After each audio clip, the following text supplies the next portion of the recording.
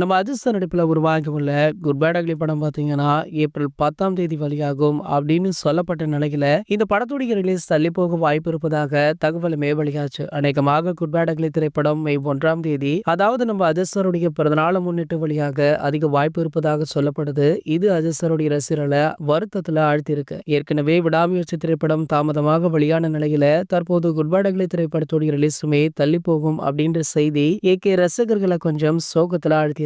ஆனா இந்த தகவல் உண்மையா இல்லையா அப்படின்றது தெரியாமல் இருந்து வந்தது. சோ அது மட்டும் இல்லாம குட் பேட் அக்லி ரிலீஸ் தள்ளி போகும் என்ற தகவல் உண்மையா இல்லையா அப்படின்னு உறுதியாக தெரியாத நிலையில தற்போது இந்த படத்துடைய ரிலீஸ் பற்றிய அதிகாரப்பூர்வ தகவல் கிடைச்சிருக்கு. பிரபலமான விநியோகஸ்தரான ராகுல் குட் பேட் அக்லி திரைப்படத்துடைய ரிலீஸ் பற்றி தன்னுடைய சோசியல் மீடியா பக்கங்கள்ல தெரிவிச்சிருக்காரு. ஏப்ரல் 10ஆம் தேதிக்கான கேலண்டரை போட்டு குட் பேட் அக்லி ஏப்ரல் 10ஆம் தேதி வெளியாகும் அப்படின்னு சொல்லியிருக்காரு. இதன் மூலம் குட் பேட் அக்லி திரைப்படத்துடைய ரிலீஸ் செய்தி மேலும் ஒரு முறை உறுதி செய்யப்பட்டிருக்கு அப்படின்றதுமே குறிப்பிடத்தக்கது. இந்த நிலையில பாத்தீங்கன்னா தற்போது பிரதீப் ரங்கநாதனுடைய நடிப்புல அஸ்வத் மாரிமுத்துடைய இயக்கத்துல உருவாகி உள்ள படம் தான் டிராகன். சோ இந்த படம் பாத்தீங்கன்னா ஒரு மிகப்பெரிய எதிர்பார்ப்புகளுக்கு மத்தியில இன்று உலகம் முழுக்கவே ரிலீஸ் ஆகியிருக்கு. இந்த படத்தை நம்ம இயக்கியவர்கள் லண்டன்ல பார்த்திருக்காராம். பார்த்தது மட்டும் இல்லாமல் படக்குழுவிற்கு போன் போட்டு வாழ்த்துக்களையுமே தெரிவிச்சிருக்காரு. இந்த தகவலுமே தற்போது சமூக வலைதளங்கள்ல வைரலுமே ஆகிட்டு இருக்கு. இது போன்ற சினிமா செய்திகளை பத்தி நீங்க உடனே தெரிஞ்சுக்க நம்மளுடைய அது 360 சேனலை